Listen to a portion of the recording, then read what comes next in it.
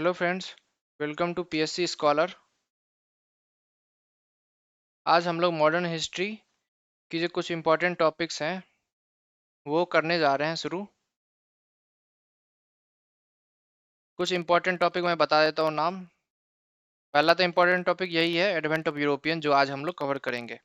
इसके बाद कुछ important topic, peasant revolt, tribal revolt, फिर आपको जर्नल, किसने कौन सा जर्नल पब्लिश किया था, कहाँ से किया था, कौन से लैंग्वेज में किया था, महात्मा गांधी ने कौन सा किया था, बी आर अम्बेडकर ने कौन सा किया था, फिर आपको रिवोल्यूशनरी एक्टिविटीज, फिर फेमस ट्रायल, किस पे कौन सा आरोप लगा था, कौन सा ट्रायल चलाया गया था, कितने साल का जेल हुआ था, ये सब।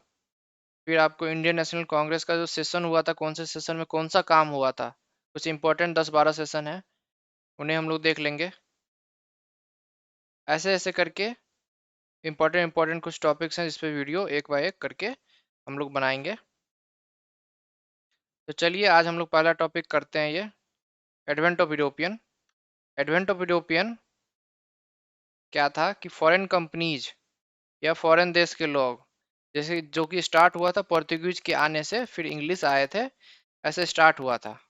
वो कंपनियां आती थी इंडिया में ट्रेड करती थी, धीरे धीरे कॉलोनी बना लेती थी देश को, और देश का पैसा, उस देश का पैसा अपने देश ले जाती थी। ये बेसिकली प्रोसेस था। ट्रेड से इनका प्रोसेस शुरू होता था और फिर एक्सप्लॉयटेशन पे जाके खत्म होता था।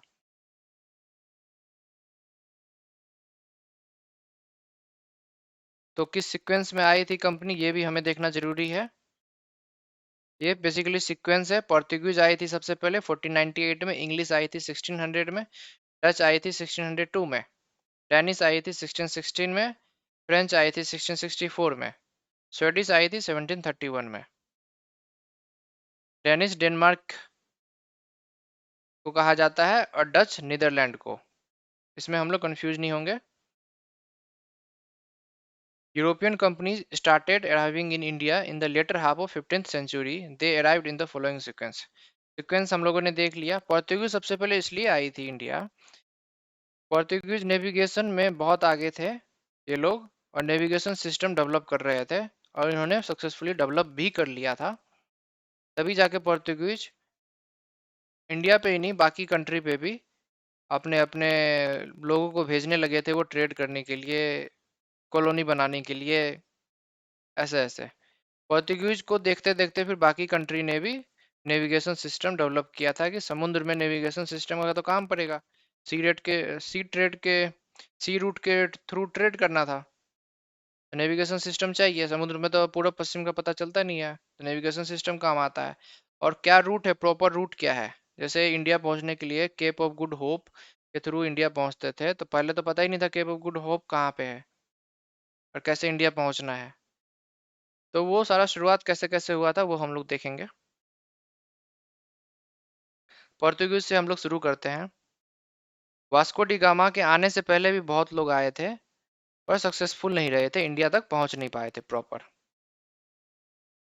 फर्स्ट एफर्ट जो है पोर्तुगीज के द्वारा किया गया था। जैसा मैंने बताया, पोर्तुगीज के जो प्रिंस हेनरी थे, उन्हें नेविगेटर भी कहा गया है, क्योंकि उन्होंने पूरा लाइफ अपना डिवोट किया था नेविगेशन और सी रूट फाइंड करने के ऊपर। उन्होंने इस चीज को प्राथमिकता दी थी।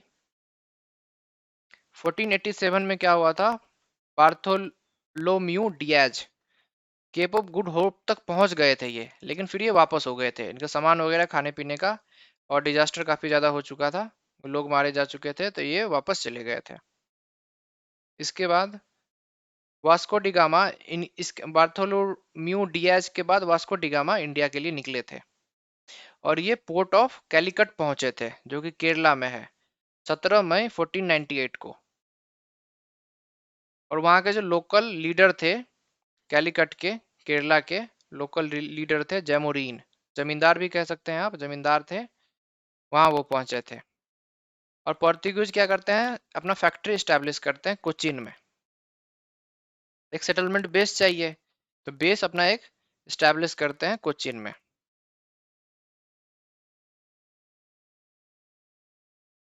कुछ गवर्नर बनाया जाता है पोर्तुगीज की तरफ से।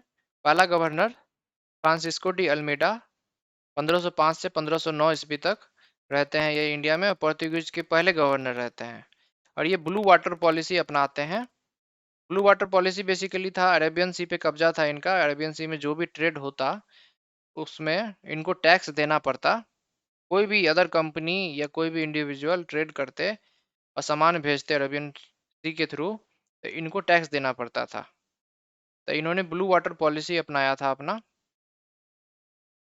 और इन्होंने बिल्ड किया था, फ्रांसिस्को डी अल्मीडा ने फोर्ट बिल्ड किया था अंजदीवा, कैनानोर और कोचीन। मद्रास के साइड है सारे एरिया, साउथ में।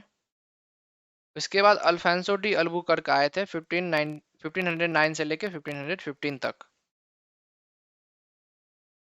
और इन्हें रियल फाउंडर भी कहा जाता है। पोर्तुगीज का रियल फाउंडर इन्हें कहा जाता है, जबकि ये सेकंड गवर्नर थे। फ्रांसिस्को डी अल्मीडा पहले गवर्नर थे। पहले गवर्नर पूछेगा तो Francisco de Almeida, real founder पूछेगा पोर्तुगीज के तो Alfonso de Albuquerque, real founder of Portuguese empire in India. और इन्होंने कोचीन को अपना हेडक्वार्टर बनाया था। The first act was to capture Goa in 1510 from Bijapur ruler Yusuf Adil Shah. Yusuf Adil Shah जो कि बीजापुर के राजा थे, उनसे गोवा को कैप्चर कर लिया गया। कितने ईस्वी में? 1510 ईस्वी में किया गया था।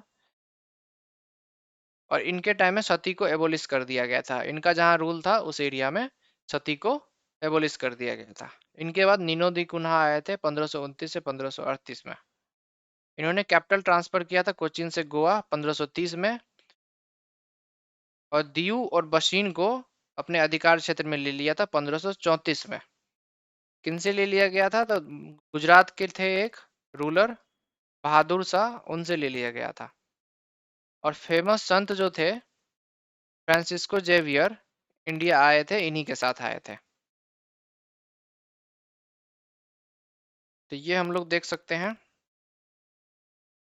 इसके बाद पोर्तुगीज का पतन हुआ था। कैसे कैसे पतन हुआ था वो हम लोग एक बार देख लेते हैं। पोर्तुगीज, सबसे पहले मैं बता दूं, ये सबसे पहले यूरोपियन थे जो इंडिया आए थे, और सबसे लास्ट में इंडिया से गए थे। इवन इंडिपेंडेंस के बाद ये गए थे, क्योंकि गोवा पे इनका रूल इंडिपेंडेंस के बाद भी 1947 के बाद भी था। तो वो हम लोग देखते हैं। Mahmud Begarha Mahmud Begarha of Gujarat was the first ruler of India to challenge the Portuguese. Portuguese को सबसे पहले चैलेंज करने वाले रूलर कौन थे इंडिया के? महमूद बेगरहा ऑफ गुजरात। और worst of Portuguese rule in India was the system of inquisition, forced conversion of religion and piracy of Indian ocean. Indian ocean पे पायरेसी था, मैंने बताया, अरेबियन सी या इंडियन ओशन पे पायरेसी था इनका। और system of inquisition, forced religious change करवाते थे ये।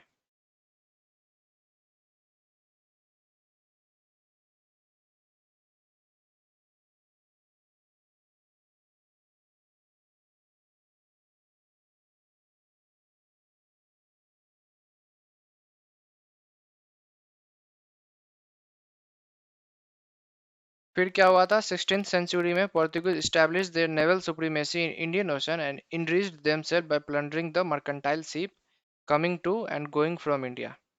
इसके बाद इन्होंने क्या करने लगा? इन्होंने क्या किया?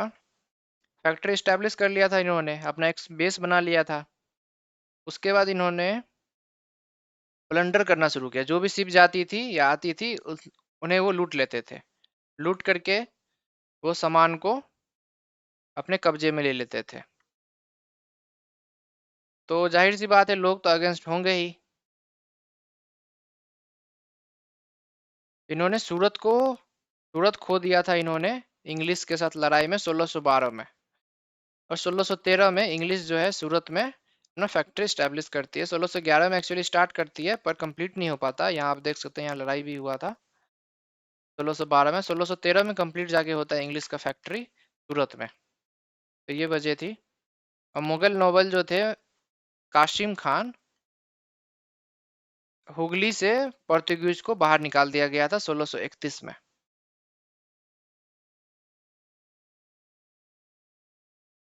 और डच ने जो है मालाबार कोस्ट पे जितने भी फोर्ट थे पोर्तुगीज के, सबको कब्जे में ले लिया गया था। और मराठा जो है सैलसेट और बशीन, जो कि पोर्तुगीज के अधिकार में आता था, उन उसको मराठा ने कैप्चर कर लिया था 1739 में।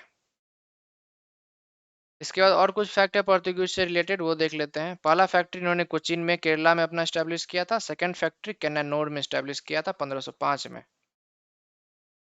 और टोबैको का कल्टीवेशन किसने शुरू किया था? तो पोर्तुगीज ने किया था। और फर्स्ट प्रिंटिंग प्रेस इंडिया में लाया गया था पोर्तुगीज के द्वारा। और मूवमेंट ऑफ सीप को कंट्रोल करते थे ये। और कार्ड्स अरमेडा खलीफा मेथड ये अपनाए हुए थे शिप के मूवमेंट को कंट्रोल करने के लिए। और अरेबियन सी इंडियन ओशन पे कंट्रोल इन्होंने स्थापित किया था कार्ड्स अरमेडा खलीफा सिस्टम से। Portuguese habitation at Santhome Hooghly and Diyu.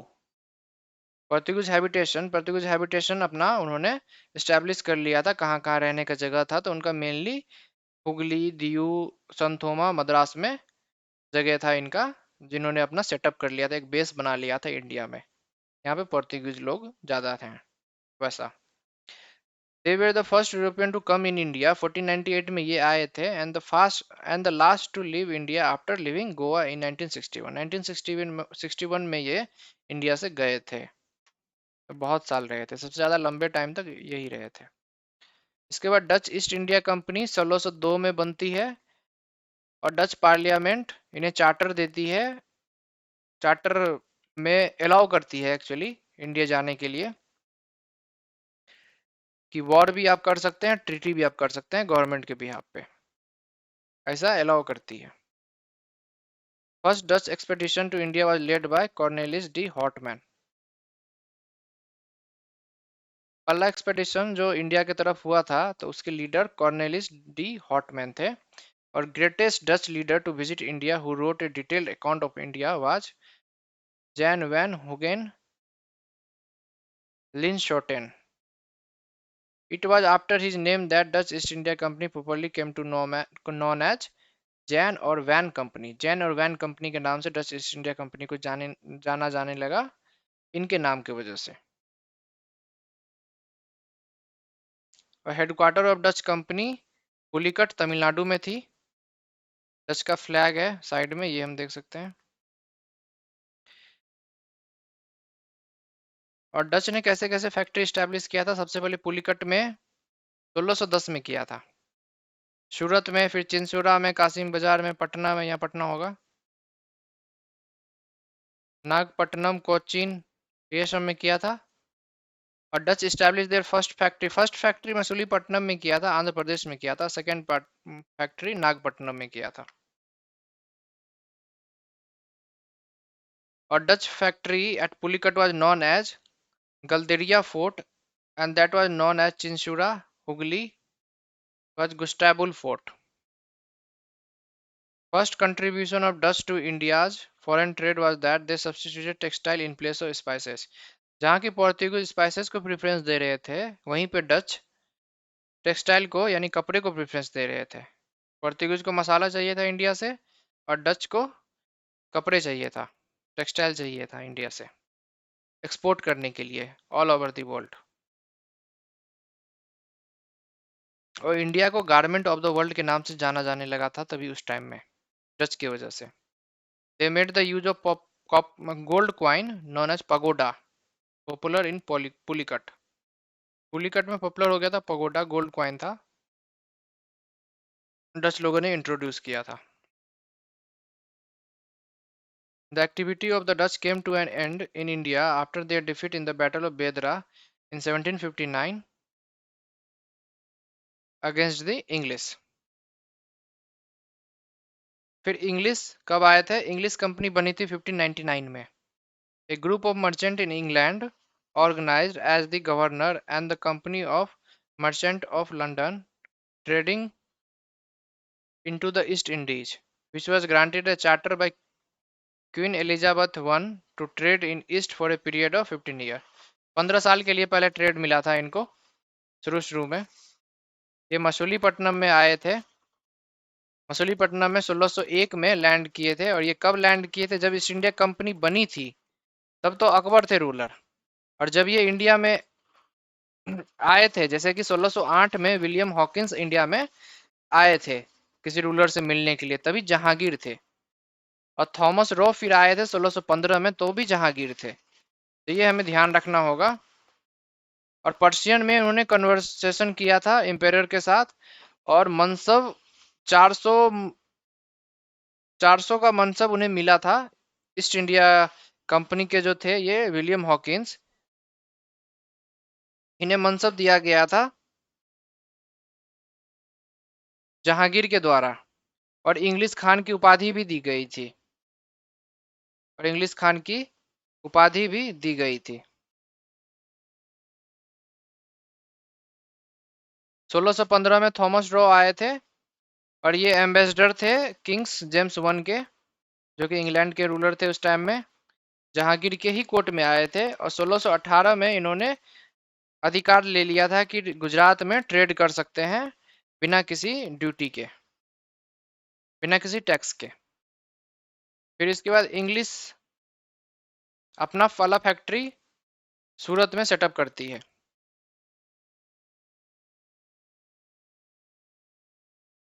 In the mean time company defeated the Portuguese in 1612 से 1614 at Swali of Surat and then at Hormuz in the Persian Gulf in 1614, then strengthened its hold. Portuguese को हरा के अपना strong hold setup करती है English East India company.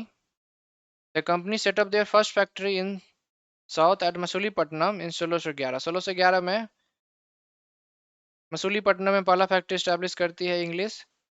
बाद में जब फ्रेंच आती है तो फ्रेंच भी मसूलीपट्टनम में ही पहला फैक्ट्री स्टैब्लिश करती है।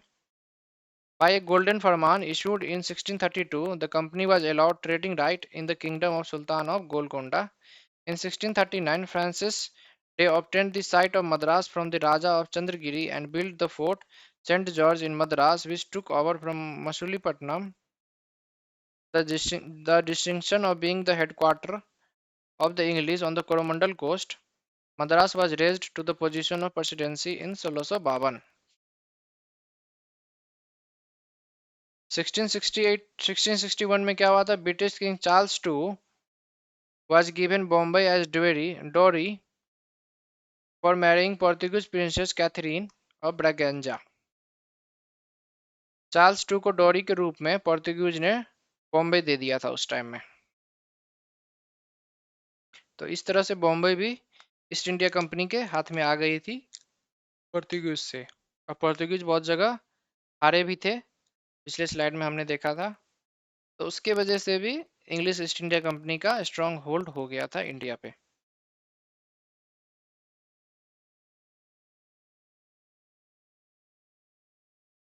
इसके बाद Gerald Ongier was the first governor of Bombay between 1669 to 77 and also the founder of Bombay. Bombay replaced Surat as the headquarters of company on the west coast in 1687. 1633 में फिर क्या हुआ था? English established their first factory in East India in Hariharpur and Balasore. Hariharpur भी उड़ीसा में है, बालासोर भी उड़ीसा में है, फिर हुगली और कासिम बाजार जो कि बंगाल में है, और फिर पटना।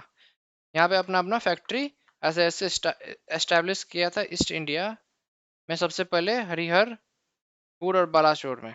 इन 1619 English purchased 3 village Sutanuti, Kalikata and Govindpur from a local zamindar, and it was at the site of these 3 villages Job Charnock founded the city of Calcutta. ये 3 विलेज परचेज किया था 1690 में इंग्लिश ने। 3 विलेज का नाम क्या था? सुतानुती, कालीकट एंड गोविंदपुर। और इस 3 विलेज को मिला करके जॉब चार्नोक ने जो है सिटी ऑफ कलकत्ता फाउंड किया था, जो कि सिटी ऑफ कलकत्ता अभी भी है। इन Kolkata English built Fort William in 1700 after the name of King William III. Sir Charles Ayer was the first president. Fort William served as the headquarters of English Company in Bengal and as the capital of British Empire in India from 1772 to 1912. Fort William establish किया गया था, build किया गया था 1700 ईस्वी में। Fort William king जो थे विलियम III उनके नाम पे। चार्ल्स अय्यर उसके पहले प्रेसिडेंट थे और फोर्ट विलियम हेडक्वार्टर बन गया था बंगाल में ईस्ट इंडिया कंपनी का, जो कि बाद में बहुत स्ट्रेटेजिक इंपॉर्टेंस भी है इसका, वो भी देखेंगे बाद में। फिर 1651 में क्या हुआ था? 1651 में subedar of Bengal Shah Shuja gave permission to the company to trade from Hooghly. Hooghly के ट्रेड के लिए भी इन्हें परमिशन मिल जाता है। फिर 1717 में क्या होता है? Mughal emperor Farrukh Siyar issued a फरमान called Magna Carta of the company giving the company a large number of trade concession. Bengal वगैरह के एरिया में इन्हें फ्री ट्रेड का राइट इशू कर दिया जाता है, दस्तक इशू करने का भी। दस्तक भी ये बाद में इशू करने लगते हैं, जिसकी वजह से बैटल ऑफ प्लासी भी हुआ है। तो फारूक शियार ने इन्हें बहुत सारा अधिकार दे दिया था कि राइट ट्रेड कर सकते हैं बिना कोई पैसा दिए हुए, बिना कोई टैक्स दिए हुए। 1708 में क्या होता है? All the rival companies they amalgamated into one body named the united company of the merchant of England trading with East Indies. It was this company which was to establish the British empire in India. 1708 में जितनी भी rival कंपनियां थी वो सारे मिलकर के एक कंपनी बना लेती है, the united company of merchant of England, और ईस्ट इंडीज की तरफ यानी इंडिया के तरफ, और इंडिया और ये अगल बगल वाले जो एरिया थे इंडोनेशिया जावा ये सब, तो इस पे अधिकार करने के लिए। बाद में खैर उन पे से अधिकार उनका नहीं रहता है, लेकिन इंडिया पे अधिकार तो बहुत काफी टाइम तक रहता है। It was this company which was to establish the British empire in India. French का देख लेते हैं। फ्रेंच कंपनी का नाम था Compagnie des Indes Orientales, was formed in France in 1664 at the instance of a minister Colbert in the reign of Louis XIV, और headquarter इनका पौंडीचेरी में था, और फ्रैंकोइस मार्टिन ने हेडक्वार्टर बनाया था। और फ्रेंच सुल्तान ऑफ बीजापुर से ये पौंडीचेरी लेते हैं, हथियाते हैं, हरा करके उन्हें। First French factory was establish at Surat. Surat में एस्टैब्लिश किया गया था 1668 में। 1664 में ये इंडिया आए थे। 1664 में फैक्ट्री एस्टैब्लिश हुआ था इनका by Francois Caron and another at Masulipatnam. पहला सूरत में हुआ था, दूसरा मसूलीपट्टनम में हुआ था 1669 में। Dutch captured Pondicherry will be restored to French by the treaty of Ryswick. Ryswick के ट्रीटी के तहत पौंडीचेरी फ्रेंच के अंदर आ जाता है, फ्रेंच के अधिकार में आ जाता है। The most important French trading station in Bengal हुआ चंद्रनगर। चंद्रनगर जो था मोस्ट इंपॉर्टेंट ट्रेडिंग स्टेशन है बंगाल में। मॉरिशस पे जो है फ्रेंच कब्जा कर लेते हैं 1731 में। माहे इन मलाबार इन 1724 and Karaikal in Tamil Nadu in 1739। The arrival of French Governor Dupleix in 1742 resulted in the series of Anglo-French War, also known as Carnatic War, for the supremacy in South. The French were finally defeated by English in the Battle of Wandy-Boss in 1760, by which the French dream come to rule India was shattered and the English became supreme. उसके बाद जो है English जो है battle of वॉन्डी boss के बाद French हार जाते हैं और इंग्लिश जीत जाते हैं। उसके बाद इंग्लिश का एक तरह से पूरा राज हो जाता है इंडिया पे, कुछ क्षेत्र को छोड़ के। इंडिया में जहाँ पे प्रिंसली स्टेट्स का राज था वहाँ पे, और कुछ क्षेत्र को छोड़ के, और जहाँ पे पोर्तुगीज वगैरह का राज था गोवा वगैरह पे, वो सब एरिया को छोड़ के बाकी जगह इंग्लिश का राज होता है, हो जाता है अंग्रेज का, ब्रिटिशर्स का यानी इंग्लैंड का। अब हम लोग देखते हैं एंग्लो फ्रेंच वॉर हुआ था। एंग्लो फ्रेंच वॉर में 3 वॉर हुआ था ब्रिटिशर्स और फ्रेंच के बीच। पहला वॉर में पहला वॉर हुआ था 1746 से 48, ट्रीटी ऑफ एक्सला चैपल 1748 में साइन हुआ था। इसमें क्या हुआ था? जीत गए थे इंग्लिश जीत गया था। इसका रीजन था ऑस्ट्रियन वॉर ऑफ सक्सेशन जो हो रहा था, उसके वजह से जो यूरोप में लड़ाई चल रही थी इन दोनों के बीच, उसके वजह से यहाँ इंडिया में भी वॉर शुरू हो गया था। सेकेंड वॉर जो हुआ था कर्नाटक का 1749 से 54 में हुआ था। इसका वजह यह था कि मुजफ्फर जंग और चंदा साहिब को सपोर्ट फ्रेंच कर रहे थे, और नासिर जंग और मोहम्मद अली को ब्रिटिश सपोर्ट कर रहे थे। मुजफ्फर जंग और नासिर जंग हैदराबाद के नवाब के लिए, और कर्नाटक के लिए चंदा साहिब और मोहम्मद अली। राइवल थे एक दूसरे के। फ्रेंच किसको सपोर्ट कर रहे थे? मुजफ्फर जंग और चंदा साहिब को। और इंग्लिश किसको कर रहे थे? नासिर जंग और मोहम्मद अली को। इसमें कौन सा ट्रीटी हुआ था? Treaty of Pondicherry. Influence of English जो है इसमें बढ़ गया था। ऐसे कोई रिजल्ट नहीं आया था इसका, बस इन्फ्लुएंस ऑफ इंग्लिश ही बढ़ा था इसका। थर्ड कर्नाटिक वॉर क्या हुआ था? ट्रीटी ऑफ पेरिस हुआ था 1763 में। और बैटल ऑफ वॉन्डिवॉर्स के तहत अभी बताया था, फ्रेंच हार गए थे और इंग्लिश जीत गए थे। और किसने कहाँ पे पहला फैक्ट्री स्टैब्लिश किया था ये हम लोग देख लेंगे एक बार। पोर्तुगीज कोचिन में 1503 में, Dutch Masulipatnam 1605, English Surat 1611, Danish Travancore 1620, French Surat 1668। During the battle of Wandiwash the English general Eyre Coote defeated French commander लैली। ये भी पूछ लिया जाता है कभी कभी, कौन से कमांडर कौन से साइड से थे। इधर से अयर कूट थे इंग्लिश के साइड से, और फ्रेंच के साइड से लैली थे। Akbar the contemporary Mughal emperor when east India company was formed in 1599। ये मैंने आपको बताया था, अकबर थे तभी जब बना था, और जब इंडिया में आए थे थॉमस रो और हॉकिंस तभी जहांगीर थे ruler. Thomas Best of English army defeated the Portuguese as Swally of Surat. Sir John Child the English governor of Bombay was asked to leave the country by Aurangzeb. Aurangzeb ने इन्हें हराया था, सर जॉन चाइल्ड को। Capture of French ship by British captain Barnett was one of the immediate cause of Carnatic war. Barnett जो है ये French ship capture कर लिए थे, जिसके चक्कर में ये लड़ाई स्टार्ट हुआ था। और यूरोप में तो लड़ाई चल ही रहा था, तो एक इमीडिएट इशू, इमीडिएट रीजन मिल गया कैप्चर की वजह से, शिप कैप्चर की वजह से, जिसकी वजह से वॉर शुरू हो गया था। The Britishers got the best quality of salt Peter and opium from Bihar. Bihar से वो सॉल्ट पीटर और ओपियम ब्रिटिशर्स को मिलता था। कहाँ से मिलता था? तो बिहार से मिलता था। ये हमारा एडवेंट ऑफ यूरोपियन खत्म हो गया। फिर हम लोग कुछ नेक्स्ट टॉपिक, इंपॉर्टेंट टॉपिक के साथ आएंगे। सारे मॉडर्न हिस्ट्री को एक फैक्ट में कवर करके 1 घंटे का वीडियो करीब बनेगा, वो मैं बना के डालूंगा। वो आप देख सकते हैं, most important fact of euro modern history.